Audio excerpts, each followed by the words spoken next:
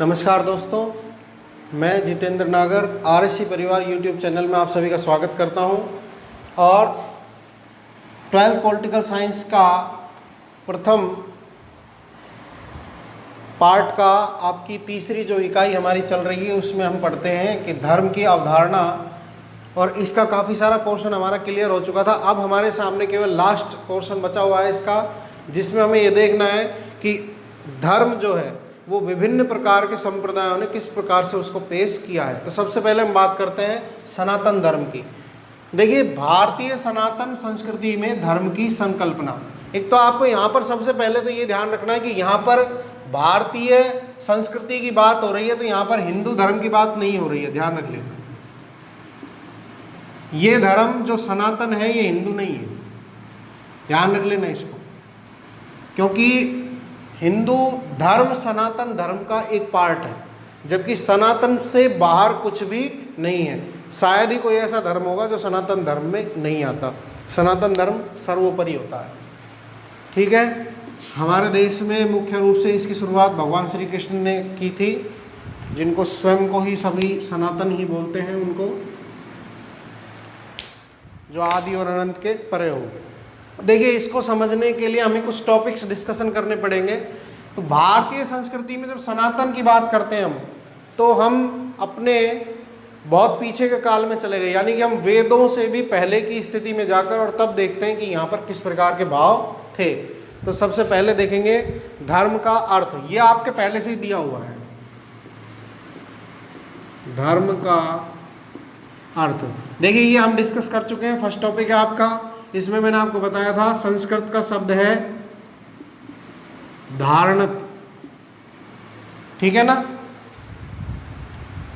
धारणात, और इसमें जो धातु है वो है ध्र, और इसका मतलब होता है धारण करना, यानी कि आपने मन वचन और कर्म से जिस भी पथ को धारण कर लिया है वही आपका क्या है, धर्म है, ठीक है। यानी कि सनातन धर्म हमें ये बताता है कि आप जन्म से किसी भी धर्म के भागीदारी नहीं होते हैं, आप अपने उस धर्म के जो आपने कर्म से अपनाया है वही आपका क्या होता है, धर्म होता है, और उसे समय समय पर चेंज भी होना पड़ेगा। सेकंड स्थिति देखिए इसमें मानवता धर्म। अब यहाँ पर इस धर्म में जिस पे जोर दिया गया है वो है मानवता धर्म। तो देखिए मानवता धर्म क्या है, तो इसमें देखिए धर्म का अर्थ, हम जब धर्म को पढ़ते हैं तो धर्म का अर्थ हम समझते हैं कुछ नियमों में बांध देना, लेकिन यहाँ ऐसा नहीं है, केवल मात्र ऐसा नहीं है। धर्म का अर्थ नियमों में बंधना मात्र नहीं, अपितु विश्व तथा मानव कल्याण का कार्य करना और खोजना है। देखिए यहाँ भी ये हमें वो इंडिकेट कर रहा है कि समय समय पर हमें परिष्कृत होना पड़ेगा। देखिए धर्म का अर्थ नियमों में बंधना मात्र नहीं है, ये बात ठीक है कि धर्म का अर्थ नियमों में बंधना है, लेकिन वो नियम हमें कुछ समय के लिए ही बांध सकते हैं, तब तक जब तक वो मानव सेवा के लिए प्रासंगिक हैं। यदि ऐसा नहीं है किसी समय में, तो हमको अपने उस धर्म के उन नियमों को क्या कर देना चाहिए, चेंज कर देना चाहिए, और सीधा कहाँ निकल के आना चाहिए, विश्व और मानव कल्याण के लिए कार्य करना और उसकी खोज करना, यानी कि उसमें निरंतर क्या करना है, हमको लगे रहना है। तीसरी स्थिति देखिए, तीसरी स्थिति में एकेश्वरवादी। तो देखिए एकेश्वरवादी, ये आपके वेदों में एक बात लिखी हुई है जिसमें लिखा है एक सतः विप्रा बहुधा वेदंती, एकम सत्य सत विप्रा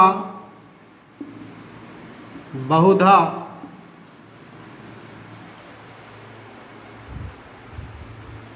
वंदंती।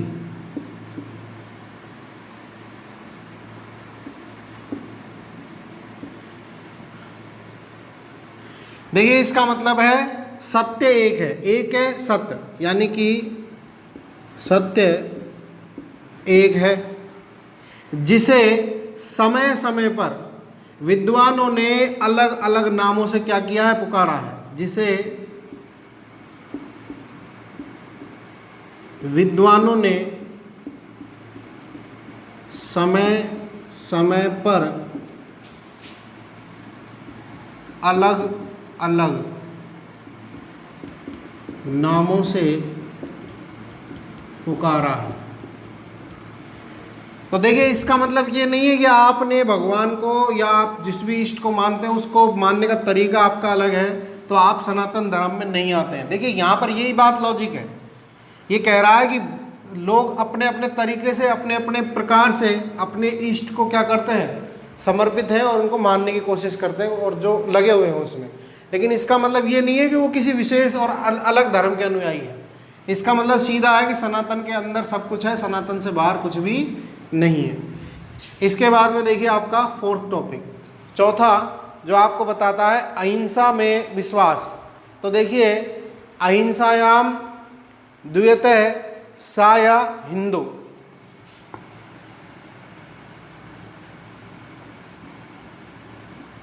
हिंसा याम द्वितीय सा या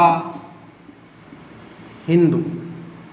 अब देखिए यहाँ ये इस चीज़ को पढ़ते समय हमको ये ध्यान रखना है कि यहाँ पर जो ये हिंदू लिखा हुआ है ये धर्म का नाम नहीं है, ये स्थान है।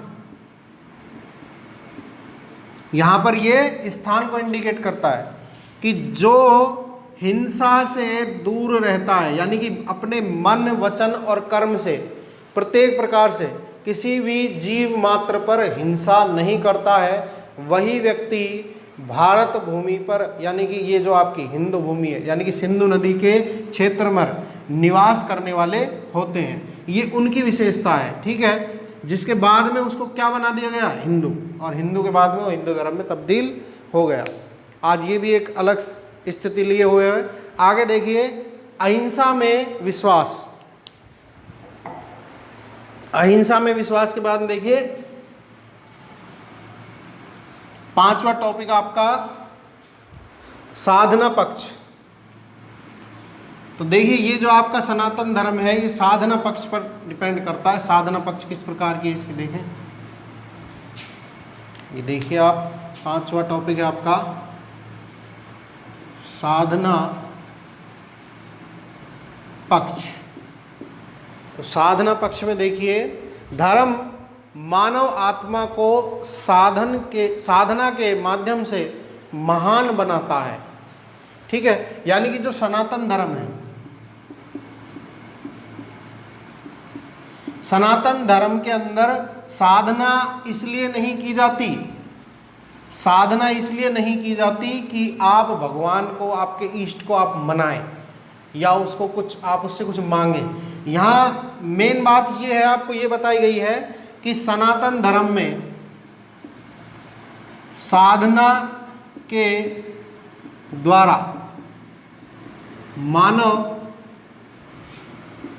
आत्मा को क्या करता है, शुद्ध करता है या पवित्र करता है, पवित्र करता है।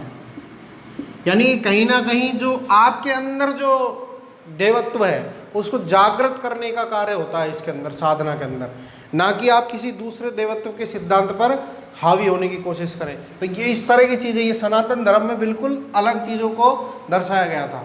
यानी कि आज हमारे सामने जितने भी मुख्य रूप से धर्म हैं जिनको हम देखते हैं, हिंदू, मुस्लिम, सिख, बौद्ध, जैन, ये कहीं ना कहीं सभी किस में से टूट के निकले हैं, सनातन धर्म के अंदर से। इसके बाद में देखिए आपका 6 टॉपिक है जिसमें है धर्म के लक्षण। तो देखिए छठा टॉपिक आपके धर्म के लक्षण। तो देखिए यहाँ पर एक ऋषि हुए थे याज्ञवल्क्य,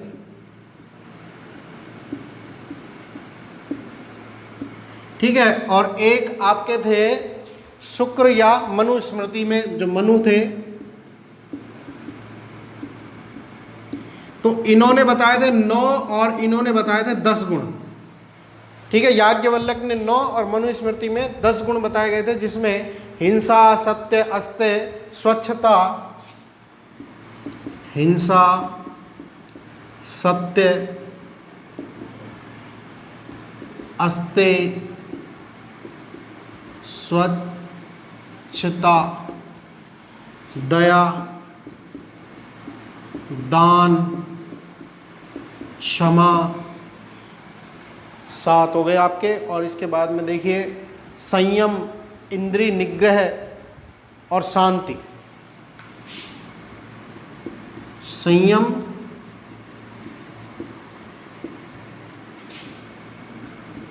इंद्रिय निग्रह और शांति। देखिए ये जो 10 गुण हैं, ये मुख्य रूप से आज के समय में, देखिए धारण प्रत्येक धर्म ने किए हुए हैं ये सारे के सारे गुण, लेकिन इनको निभाना कोई आम बात नहीं है। तो समय समय पर हम किसी एक गुण का अनुसरण करने के चक्कर में अपने 2 या 3 गुणों को क्या कर जाते हैं, भूल जाते हैं, उन पर हावी हो जाते हैं हम। जैसे मान लीजिए आपको इंद्रिय निग्रह करना है, तो उस समय अपन किसी और चीज़ को भूल जाते हैं, अस्त्य के समय, सत्य के समय। अब सत्य हमारा क्या है, सत्य हमेशा एक जैसा नहीं रहता, सत्य डिपेंड करता है साइकोलॉजी के ऊपर। तो वो कहाँ पर जाके किस तरह से चेंज होकर आपके सामने आएगा, ये चीज़ें क्या है सारी की सारी। तो सनातन धर्म में ये सभी गुण जब तक नहीं हो सकते आपके अंदर, तो आप क्या नहीं हो सकते, सनातन नहीं हो सकते। ये तो ये गुण हैं किसके, किसी धर्म के, कि ये सारे गुण जब तक, या तो ये 9 या 10 गुण किसी प्रस्पेक्टस के अंदर नहीं होगा, एक जीवन जीने के जो आपके तरीका होता है उसके अंदर ये सारे गुण नहीं होंगे, तो इसका मतलब ये है कि आपने जो धारण कर रखा है वो एक विशुद्ध धर्म है ही नहीं। यहाँ ऐसा बताया गया है किसके अंदर, आपके सनातन धर्म के अंदर।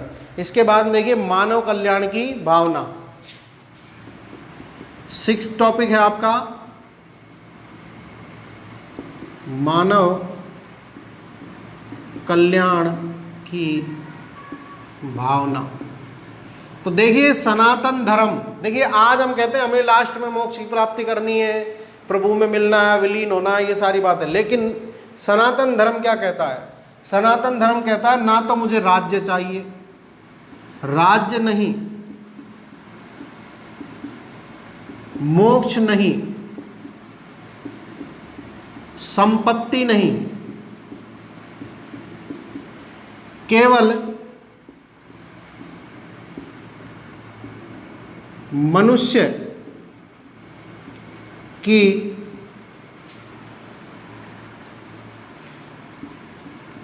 निरोगी काया। ठीक है, एक तो क्या चाहिए, मनुष्य की निरोगी काया, और सज्जन जो व्यक्ति हैं उनके लिए क्षमा, सज्जन को